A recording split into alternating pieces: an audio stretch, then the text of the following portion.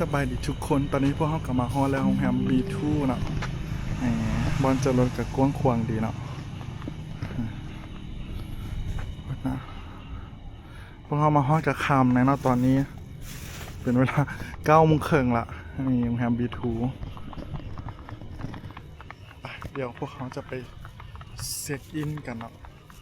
เพราะจองได้คืนหนึ่งประมาณ$15นะทุกคนเนาะคืนหนึ่ง$15ยางไปเบิ่งบ่ได้มาโรงแรมนี้โดนละ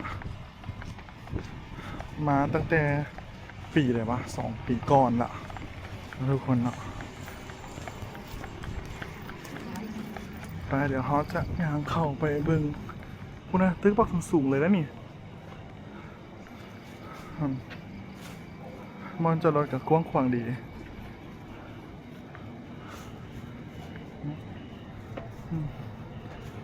ไปเดี๋ยวเขาจะเข้าไปทางไหนกัน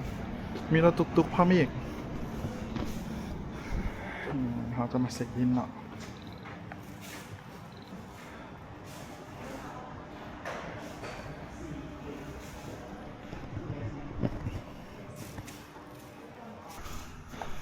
310และ309นะทุกคนห้องเขาเป็นตัวนี้นี่ทุกคนตอนนี้พอกับเข้ามาห้องในห้องกันแล้วเนาะ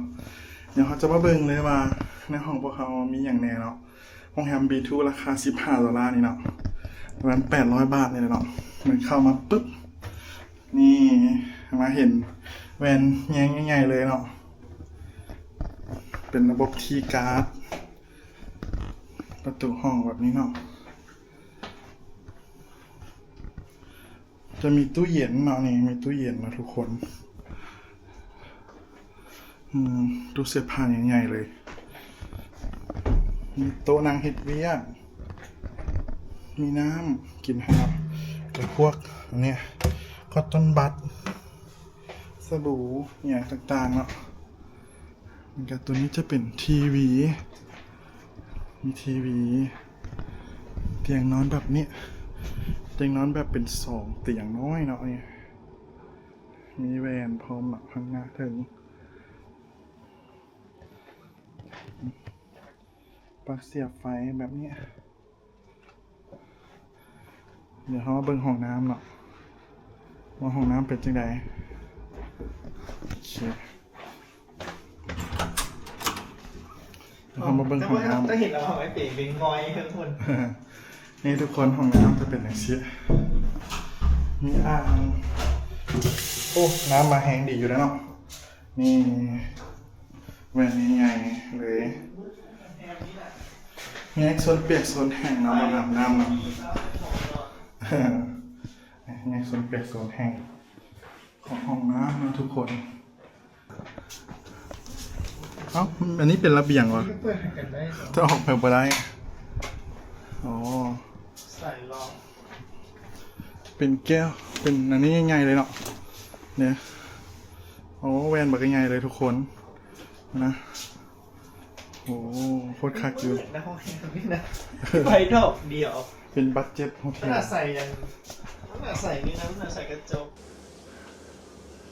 พวกเขาได้ห้อง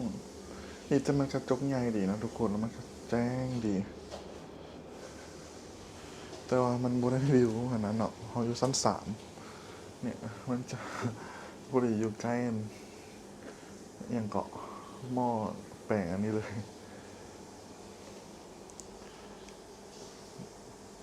ภายในห้องยามเช้าเนาะนอนสบายเลยทุกคนเพราะว่า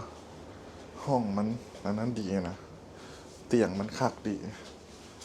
เตียงมันจะนุ่มๆดีเลยโอเคเลยนะทุกคนแอร์ก็เย็นดีขนาดเลย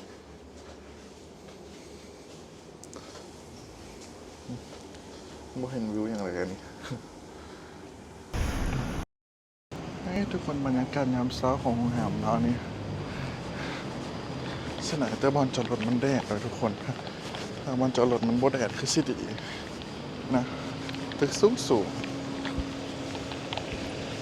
มันจอดรถกว้างขวางดีเนาะแต่ว่าแดดเนาะโรงแรมนี้คนมาพักว่าเดี๋ยวทุกคนอันนี้ เป็นห้องที่สองเนาะที่เฮาจองเนาะเดี๋ยวมันจะมีแหวนขึ้นกันเลยเข้ามาปุ๊บมันก็จะมีตู้เสื้อผ้าบักใหญ่เลยเนาะแล้วก็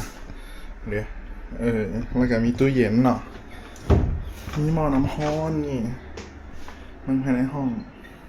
โอ้มีอ่างซิงค์ล้างมืออยู่เนาะแล้วตัวนี้เนาะมีอ่างซิงค์ล้างมือนี่มีแหวนเบิ่งน้ำแพงดีเนาะโอ้โหอันนี้จะเป็นแยกของน้ำเนาะเป็นห้องอาบน้ำกับห้องส้วมเนาะนะแยกเป็นคนละห้องเลยคักอยู่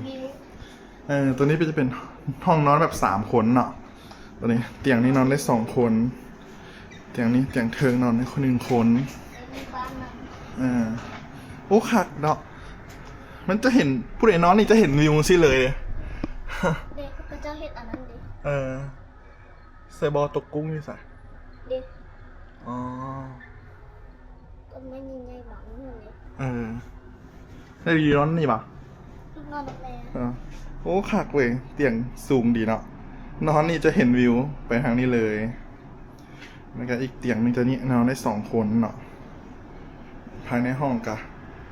โอเคดีเนาะมีทีวีมีแอร์เนี่ยแอร์ตัวใหญ่เลย